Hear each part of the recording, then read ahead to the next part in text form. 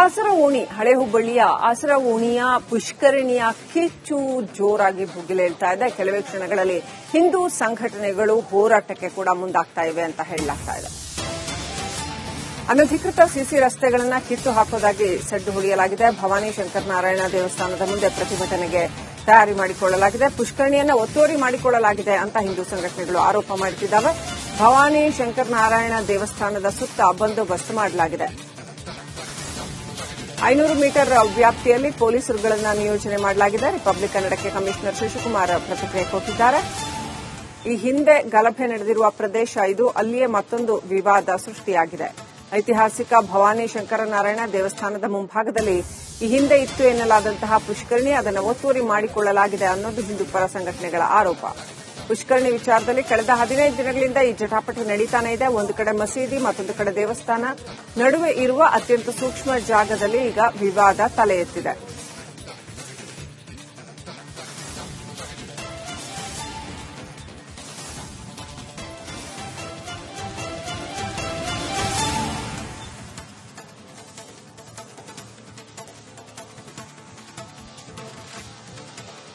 ಗೊತ್ತಾಗಿನಷ್ಟು update ಪಡ್ಕೊಳ್ಳೋಣ. ನಮ್ಮ ಪ್ರತಿನಿಧಿ Prakash connect ಆಗಿದ್ದಾರೆ. ಪ್ರಕಾಶ್, ಈ ಪುಷ್ಕರಣಿಯ ವಿವಾದ ಏನು? ಈಗ ಅದನ್ನ ಬಗೆಹರಿಸೋದಕ್ಕೆ ಏನಾದರೂ ಪ್ರಯತ್ನಗಳನ್ನ ಮಾಡಲಾಗ್ತಾ ಇದೆಯಾ? ಯಥಾಸ್ಥಿತಿ ಕಾಪಾಡಿಕೊಳ್ಳೋದಕ್ಕೆ ಮತ್ತೆ ಸುರಕ್ಷತೆ ಹಾಗೂ ಭದ್ರತೆಯನ್ನ ಹುಬ್ಬಳ್ಳಿ ಈ ಭಾಗದಲ್ಲಿ ಕಾಪಾಡಿಕೊಳ್ಳೋದಕ್ಕೆ ವ್ಯವಸ್ಥೆಗಳಾಗ್ತಾ ಇದೆಯಾ? ಏನ್ ಅಪ್ಡೇಟ್ ಇದೆ?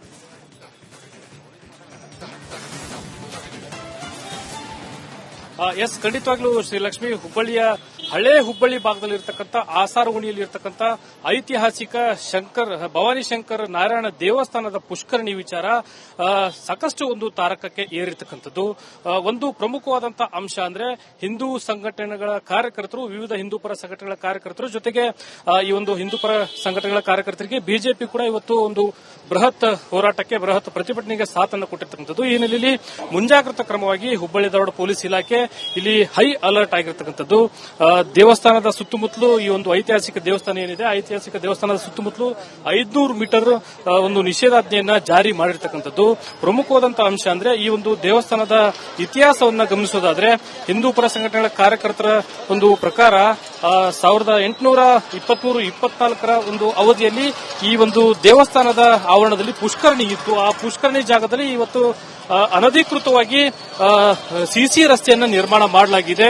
ಅದಕ್ಕೆ ಏನು ಅನಧಿಕೃತವಾಗಿ ಮಹಾನಗರ ಪಾಲಿಕೆಯಿಂದ ಪರ್ಮಿಷನ್ ಕೊಡುವ ಮೂಲಕ ಈ ರಸ್ತೆಯನ್ನು ನಿರ್ಮಾಣ ಮಾಡಲಾಗಿದೆ. ಕೂಡಲೇ ಅದನ್ನು ತೆರವುಗೊಳಿಸಬೇಕು ಅಂತಕ್ಕಂಥ ವಿಚಾರವನ್ನು ಇಟ್ಕೊಂಡು ಇವತ್ತು ಬೃಹತ್ ಪ್ರತಿಭಟನೆಗೆ ಇಲ್ಲಿ ಮುಂದಾಗಿರುವಂತದ್ದು.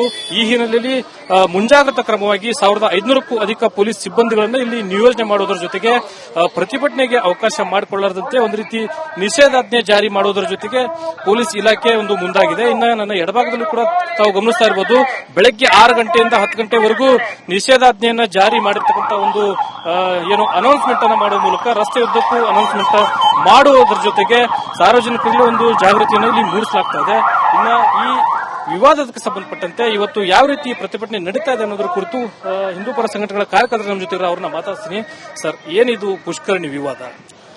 ಈಗ ಇತಿಹಾಸದಲ್ಲಿ ಸುಮಾರು 1200 ವರ್ಷ ಹಿಂದೆ ಇರುವಂತಹ ಈ ಭವಾನಿ ಶಂಕರ ದೇವಸ್ಥಾನ, ಈ ದೇವಸ್ಥಾನನ ಪುನರುತ್ಥಾನ ಮಾಡಿ ಆಮ್ಯಾಗ ಅದು ಪುಷ್ಕರಣಿ ಇದೆ ಅಂತ ಹೇಳಿ ಇದರ ಬಗ್ಗೆ ದಾಖಲೆಗಳನ್ನ ಸರಿಸುಮಾರು 2007ನೇ ಇಸ್ವಿಯಿಂದ ವಿವಿಧ ಸಂಘಟನೆಗಳು ಪತ್ರ ವ್ಯವಹಾರ, ಮಹಾನಗರ ಪಾಲಿಕೆ ಮತ್ತು ಪ್ರಾಚ್ಯವಸ್ತು ಇಲಾಖೆಗೆ ಕಂಟಿನ್ಯೂ ಆಗಿ ಇದಕ್ಕೆ ಪತ್ರ ವ್ಯವಹಾರ ಮಾಡ್ತಾ ಇದ್ದಾರೆ.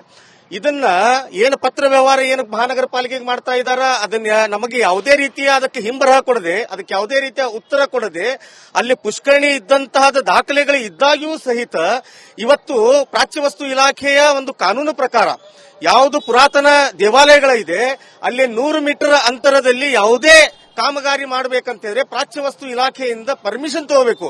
ಇವತ್ತು ಹುಬ್ಬಳ್ಳಿ ಧಾರವಾಡ ಮಹಾನಗರ ಪಾಲಿಕೆಯ ಏನು ಕಮಿಷನರ್ ಇದ್ದಾರೆ, ಇವರು IAS ಆಫೀಸರ್ ಇದ್ದಾರೆ.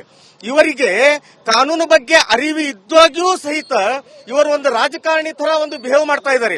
ಇವತ್ತು 100 ಮೀಟರ್ ಒಳಗಡೆ ಕಾಂಕ್ರೀಟ್ ರೋಡ್ ಮಾಡಿದ್ದಾರೆ. ಅದು ಯಾವುದು 100 ಮೀಟರ್ ಒಳಗಡೆ ಪ್ರಾಚ್ಯವಸ್ತು ಇಲಾಖೆಯ ಪರ್ಮಿಷನ್ ತಗೊಳ್ಳಾರ್ದೆ ಆಗಸ್ಟ್ 8ನೇ ತಾರೀಕಿಗೆ ಮಾಡಿದ್ದಾರೆ. ನಾವು ಆ ರೋಡ್ ಮಾಡಬೇಕಾದ್ರೆ ಆಗಸ್ಟ್ 5ನೇ ತಾರೀಕಿಗೆ ನಾವು ಅವ್ರಿಗೆ ಆಕ್ಷೇಪಣೆಯನ್ನ ವ್ಯಕ್ತಪಡಿಸಿದ್ದೇವೆ.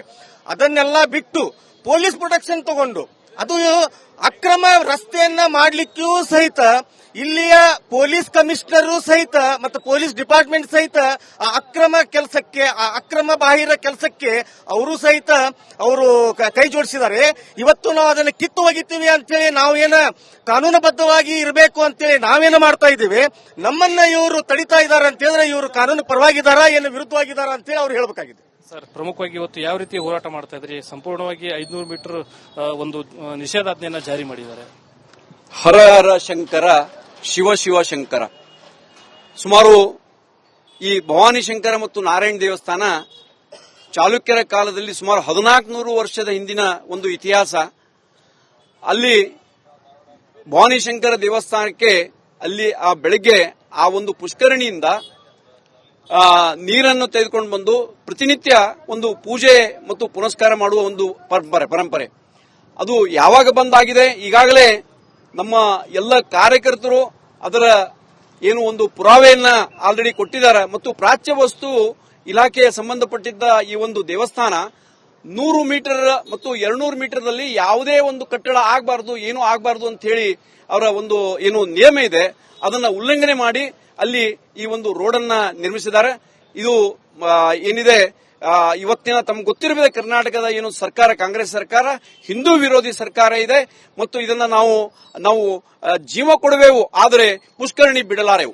ಅಲ್ಲಿ ಅನಧಿಕೃತವಾಗಿ ರಸ್ತೆ ನಿರ್ಮಾಣ ಮಾಡಿದ್ದಾರೆ ಅಂತ ಆರೋಪ ಮಾಡ್ತಾ ಇದ್ರಿ. ಮುಂದೆ ಏನ್ ಮಾಡ್ಬೇಕಂತ ಇದನ್ನ ನಾವು ಅಂತಿಮವಾಗಿ ಪುಷ್ಕರಣಿ ನಮ್ಮ ಕೈಯಲ್ಲಿ ಸಿಗುವವರೆಗೆ ನಾವು ಈ ಹೋರಾಟವನ್ನು ನಿಲ್ಲಿಸುವುದಿಲ್ಲ.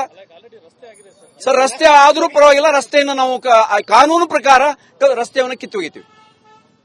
ಎಸ್ ಶ್ರೀಲಕ್ಷ್ಮಿ, ಇದಿಷ್ಟು ಹಿಂದೂ ಪರ ಸಂಘಟನೆಗಳ ಕಾರ್ಯಕರ್ತರ ಮಾತುಗಳು. ಒಂದು ಇತಿಹಾಸದ ಪ್ರಕಾರ ಏನು ಚಾಲುಕ್ಯರ ಕಾಲದಲ್ಲಿ ನಿರ್ಮಾಣ ಮಾಡಿರ್ತಕ್ಕಂಥ ಈ ಒಂದು ದೇವಸ್ಥಾನ ಏನಿದೆ, ಆ ದೇವಸ್ಥಾನದ ಎದುರುಗಡೆ ಇದ್ದಂತ ಪುಷ್ಕರಣಿ ಜಾಗದಲ್ಲಿ ಈಗ ಅನಧಿಕೃತವಾಗಿ ರಸ್ತೆಯನ್ನು ನಿರ್ಮಾಣ ಮಾಡಲಾಗಿದೆ. ಒಂದ್ ಕಡೆ ಪುರಾತತ್ವ ಇಲಾಖೆ ಇರಬಹುದು, ಅದೇ ರೀತಿ ಮಹಾನಗರ ಪಾಲಿಕೆ ಇರಬಹುದು, ಸಂಬಂಧಪಟ್ಟಂತ ಇಲಾಖೆಯ ಅಧಿಕಾರಿಗಳ ಒಂದು ನೇತೃತ್ವದಲ್ಲಿ ಈ ಪುಷ್ಕರಣಿ ಇದ್ದಂತ ಜಾಗದಲ್ಲಿ ಉತ್ಖನನ ಮಾಡಬೇಕು.